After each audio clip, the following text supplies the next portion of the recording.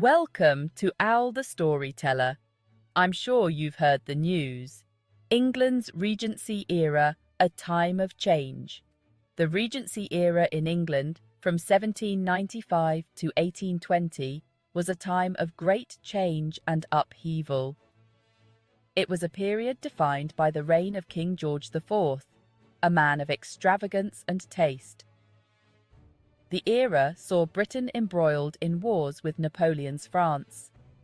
Yet, amidst the political and social turbulence, a new aesthetic emerged, one that would leave an indelible mark on fashion. This was the era of Jane Austen's novels, of elegant balls and country house parties. It was a time when fashion reflected the changing times, embracing simplicity and classicism. The Regency Era was a time of stark contrasts. While the wealthy elite indulged in luxury and refinement, the Industrial Revolution was beginning to transform society. New wealth was created, and the middle classes aspired to emulate the fashions of their social superiors. This led to a flourishing of fashion publications and dressmaking establishments, making style more accessible than ever before. The French Revolution, which had begun just a few years earlier, had a profound impact on English society. The excesses of the French court were seen as a cautionary tale, and there was a move away from the elaborate and restrictive clothing of the previous century. The French Revolution had also ushered in a new era of democracy and egalitarianism, and this was reflected in the simpler, more natural styles of the Regency period. The Regency Era was a time of great intellectual and artistic ferment. The Neoclassical movement, inspired by the art and architecture of ancient Greece and Rome, was at its height.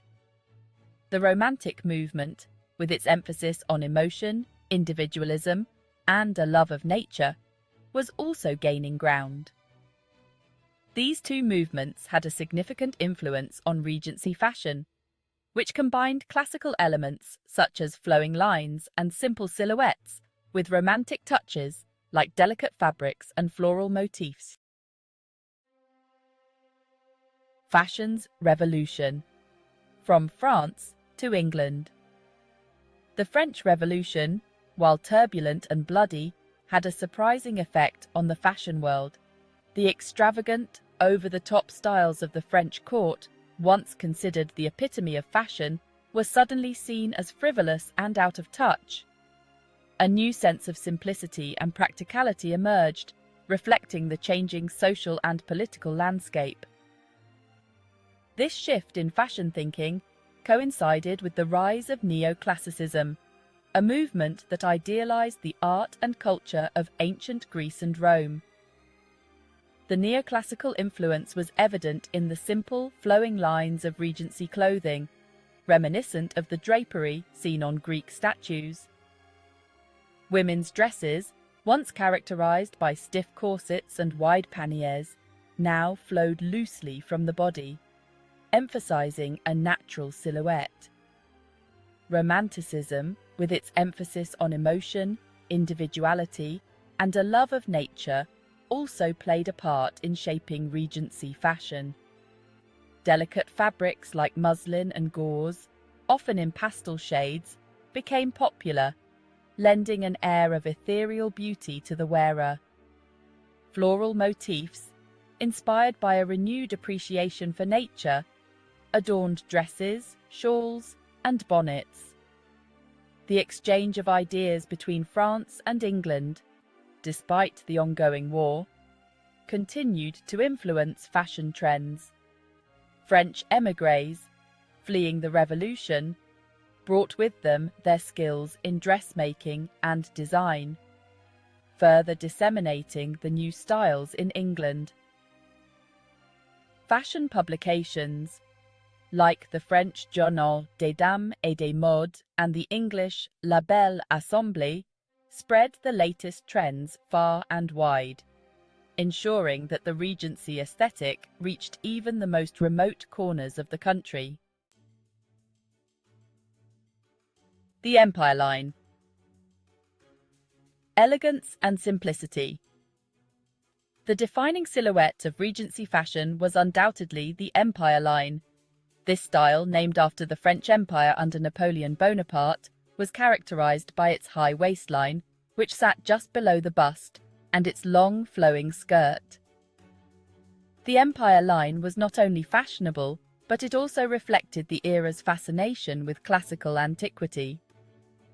The high waistline of the Empire line was incredibly flattering, creating an elongated and graceful silhouette.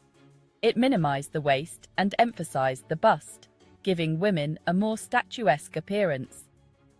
This style was a far cry from the corseted and constricted silhouettes of the previous century, allowing for greater freedom of movement and comfort.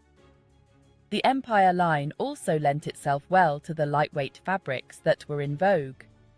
Muslin, gauze, and even silk were often used to create these dresses, draping beautifully from the high waistline and creating a soft, ethereal effect.